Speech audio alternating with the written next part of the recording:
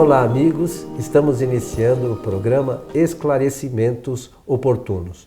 Lembramos sempre que temos em nosso programa o objetivo de levar até você os ensinamentos da doutrina espírita e para isso nos baseamos em suas obras fundamentais, que são os livros de Allan Kardec, sem as quais não existiria o Espiritismo, não é isso? Seu Milton Felipe, que está sempre conosco também. Isso mesmo, muito obrigado. E sem as obras de Allan Kardec não existe Espiritismo, e isso é verdadeiro. Desejar pela oportunidade de mais um programa, que os bons espíritos nos ajudem sempre. Ô Milton, tem um tema que nós abordamos no passado, sobre médiuns que estão grávidas.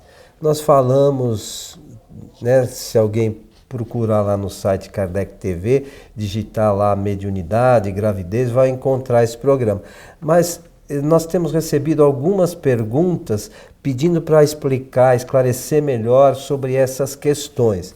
Então, uma delas diz assim: gostaria de saber se é perigoso para uma médium em estado de gravidez atuar nas reuniões mediúnicas. É uma boa pergunta, necessária para quem esteja passando por essa situação e para quem dirige também as reuniões mediúnicas. É muito interessante.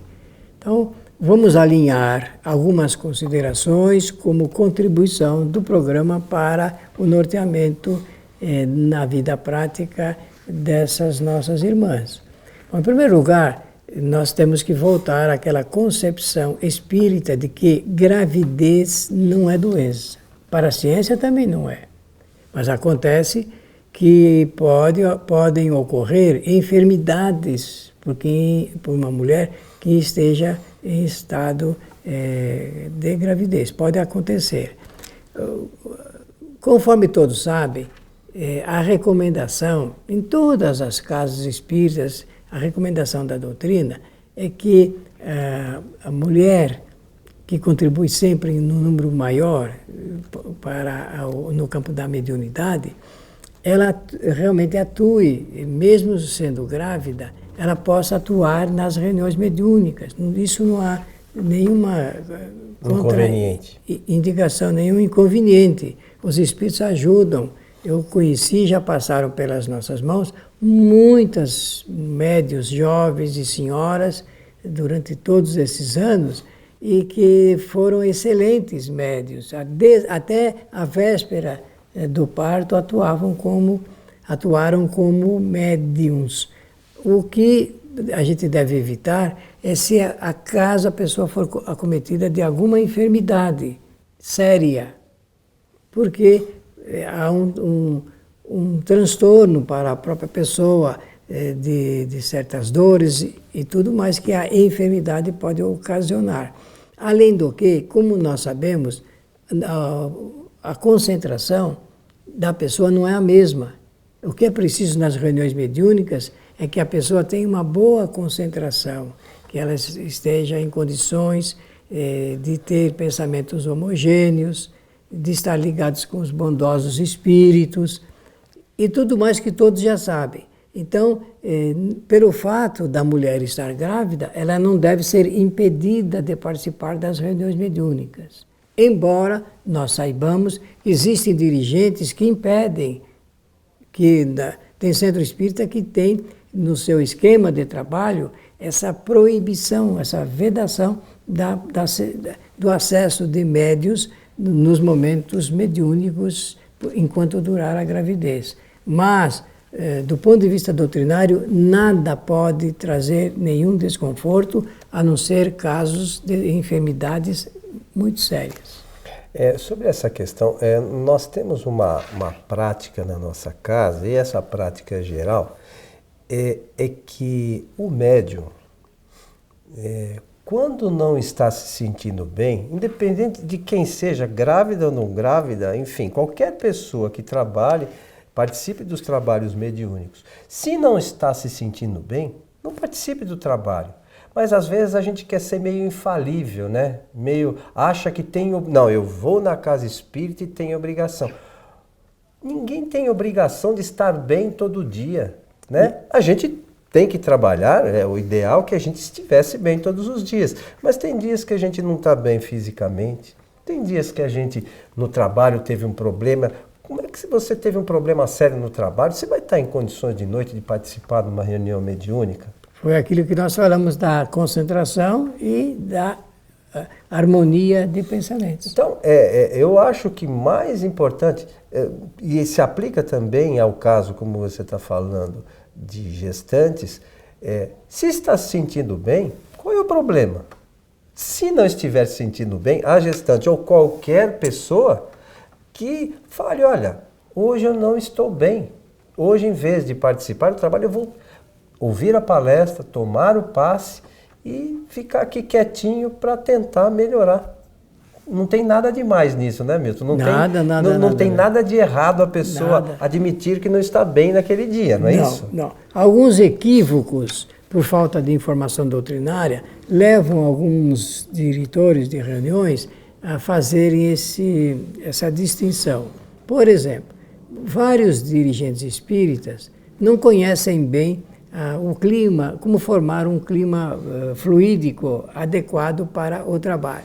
E tem ainda ideias muito antigas de cruzamento de fluidos. Você talvez já tenha ouvido falar nisso. Não é do meu tempo. Não é do seu tempo. Mas antigamente existia essa ideia, essa concepção de que poderiam cruzar fluidos e os obsessores poderiam tomar conta da médium. E nós sabemos que não é assim. Nós temos que ter certeza dos protetores da nossa reunião. E a reunião não está à deriva, ela é controlada por espíritos sérios, responsáveis, que querem que todos trabalhem em perfeita harmonia, que produzam o resultado dessas ligações espirituais. Por exemplo, isso aí é importante, tanto faz se a médium ela é psicógrafa ou se ela é psicofônica, se é médium falante. O que o médium tem que ter é uma confiança inabalável na proteção dos bons espíritos. A palavra-chave que eu falei aqui é confiança inabalável.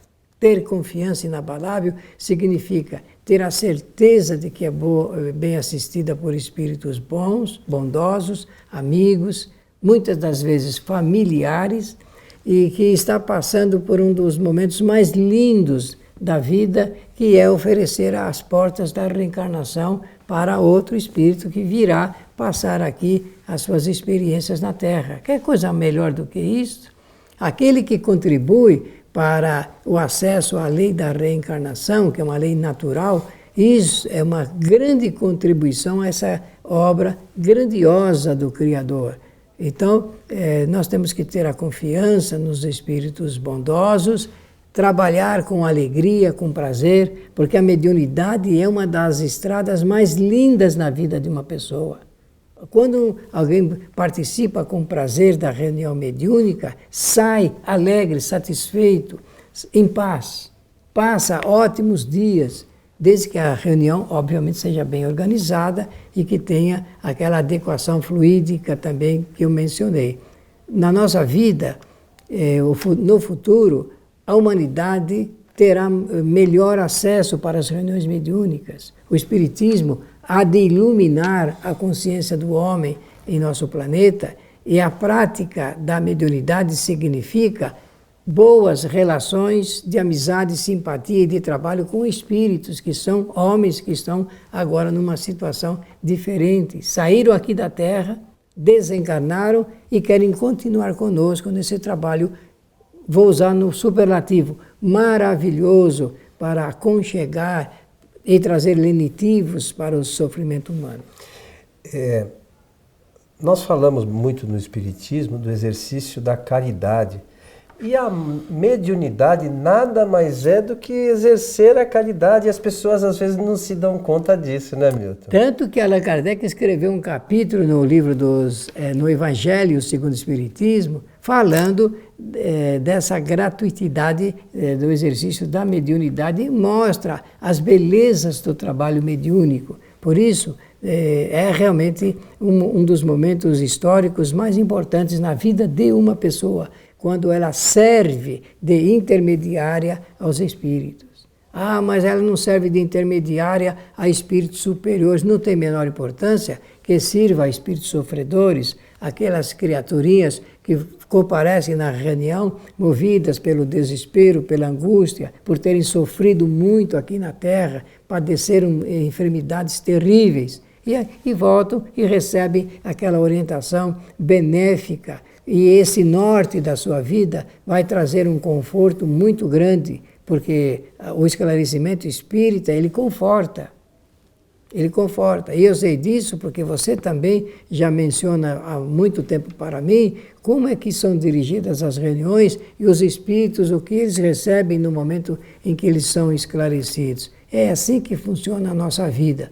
Portanto, a resposta que podemos dar a essa nossa irmãzinha que fez a pergunta é de que absolutamente a gravidez não interfere, não traz desconforto para o trabalho mediúnico. O que não pode, se ela estiver passando por dificuldades de saúde, você já disse, e você leva até o trabalho, essa sua fala, no campo orientativo, para se a pessoa não está bem espiritualmente, não está bem fisicamente, que mal faz ficar um dia sem atuar? Né? Tem outros companheiros que concorrem para isso, depois ela retoma com naturalidade. Porque quando a pessoa não está bem, e, vamos dizer assim, insiste em participar dos trabalhos, o trabalho dos espíritos responsáveis pelaquela equipe é redobrado em neutralizar a condição daquela pessoa que não está bem, né, Milton?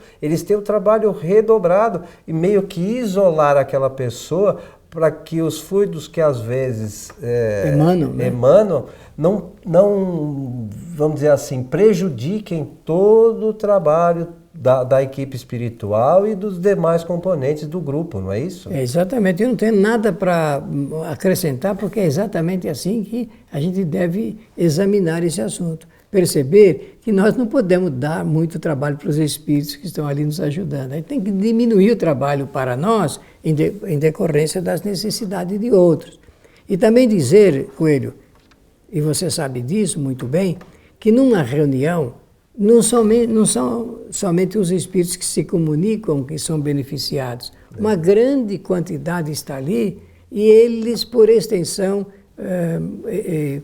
conexão, recebem também os benefícios fluídicos e orais, né, das informações que são transmitidas. O que eu aprendi é que palavras boas, palavras amenas, palavras de encorajamento, de motivação para a vida, trazem um benefício muito grande para todos nós. Às vezes a gente não fala, mas fica ouvindo os companheiros, os espíritos falarem, e fica encantado e recebe aquele encorajamento para a vida. E nós precisamos ser encorajados para a vida. A nossa vida aqui na Terra, por momentos, ela é muito áspera, muito dificultosa. No processo de relacionamento, nem se fale, porque às vezes não é por nós aquilo que a gente passa e sofre e trabalha. É ter que se relacionar com pessoas muito difíceis, pessoas complicadas espiritualmente, e nós temos que ter um certo preparo, porque senão você fica tocado, e você usou agora há pouco uma palavra que eu acho mais apropriada, minado por essas influências que são perniciosas, mas são decorrentes ainda da ignorância. E com um pouco de calma, a gente acaba orientando e atendendo aquilo que precisa ser feito durante a reunião. O que eu posso dizer, meus amigos, que a reunião espírita é uma beleza para dar um suporte interior ao nosso coração. A reunião espírita, os médiuns deveriam ter seriedade, responsabilidade, constância, disciplina, para que eles próprios recebessem o resultado, o produto final daquilo que é orientado durante o transcurso da reunião. É interessante se falar do produto final, porque, na verdade, o produto final é a caridade. Por vezes, a gente participa da reunião, Milton, e não percebe o quanto também nós podemos aprender nas reuniões. né? Então, às vezes, quando você, por exemplo, um orientador está conversando, dialogando com o espírito, muitas daquelas coisas que o orientador está falando e aquelas angústias que o espírito passa, fazem parte da nossa vida. Tem muito a ver conosco. Né?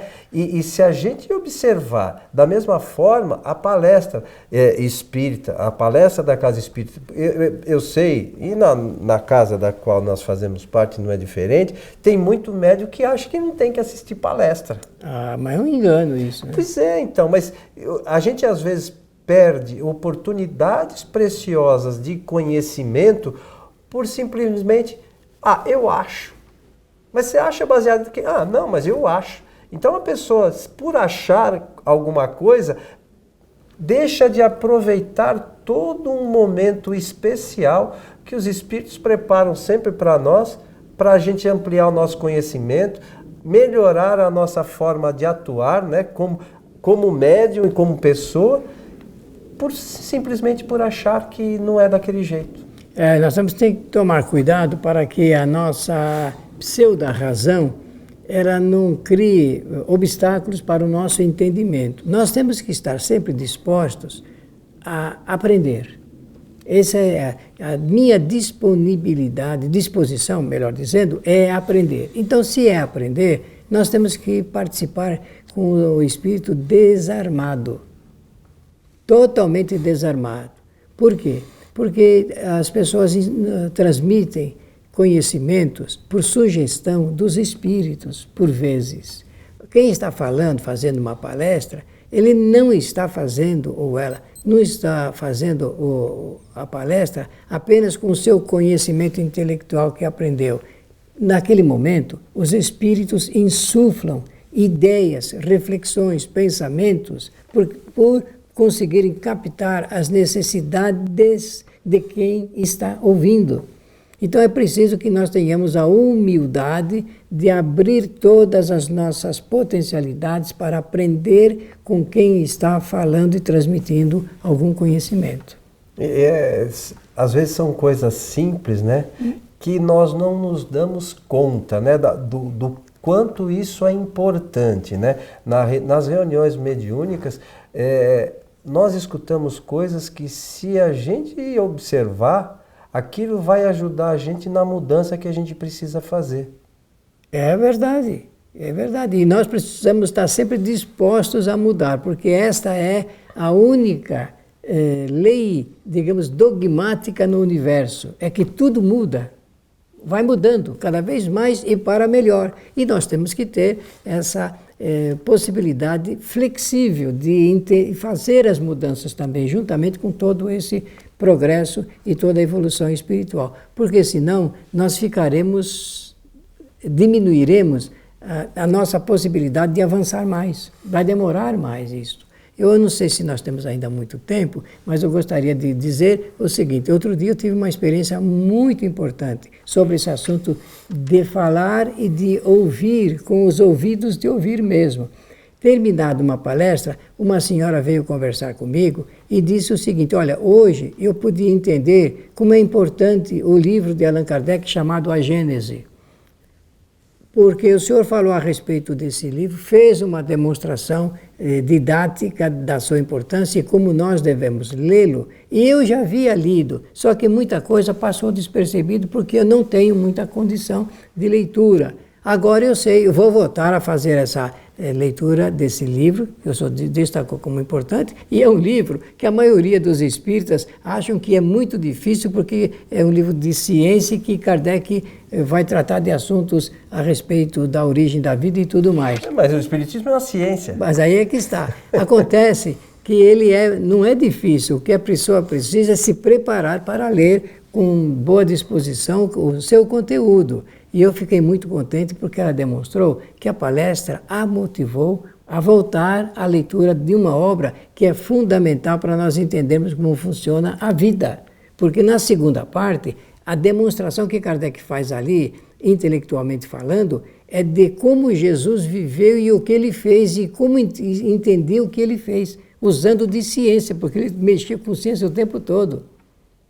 Ele mexeu com efeitos físicos, efeitos inteligentes, suspensão de corpos, mudança da água, ou não? Ele fez, pela sua clarividência, entendeu que pessoas não estavam mortas e poderiam retornar à condição da vida. Não é interessante isso? Está tudo escrito na obra de Kardec, gente. Uma coisa que as pessoas buscam muito na casa espírita, né? É cura e milagre, né? Nessa obra, a cura é capítulo 14, não é isso? É no capítulo 14, vai falar de como as curas podem se processar. Né? O capítulo de fluidos, né, Milton? Que é o 15, que é um capítulo fundamental para quem quer conhecer a doutrina espírita, né? E atuar, sobretudo, com passes, né? Na casa espírita, né? Atuar nessa área, vamos chamar assim, de cura, né? Das possibilidades de cura. Então, estudando essa obra, vai esclarecer uma série de coisas, né? Pedir licença a você para dizer assim, nas palestras eu digo sempre o seguinte: você quer encher a sua casa de bons fluidos, salutares, reconfortadores, curadores, sustentadores? Então leia o capítulo 15 da Gênesis e você vai aprender como vai fazer isso. É simples assim, né? Simples assim. Meu amigo Milton, estamos chegando ao final de mais um programa Esclarecimentos Oportunos. Falamos no início sobre o trabalho das grávidas, né? Na casa espírita. Hoje o pessoal chama gestantes. Gestantes, né? E depois aqui fizemos algumas considerações sobre as questões relacionadas propriamente com o trabalho das casas espíritas, relacionados com os ensinamentos da doutrina, né? Fazemos uma boa costura. Que os bons espíritos nos ajudem sempre. Lembramos aos amigos que a nossa casa, a Sociedade Espírita Francisco de Assis, tem palestras públicas todas as sextas a partir das 19h30 e essas palestras são transmitidas ao vivo pelo site tvfraternidade.com.br. Acesse e assista, mande lá depois seus comentários. Muita paz a todos e até o nosso próximo programa.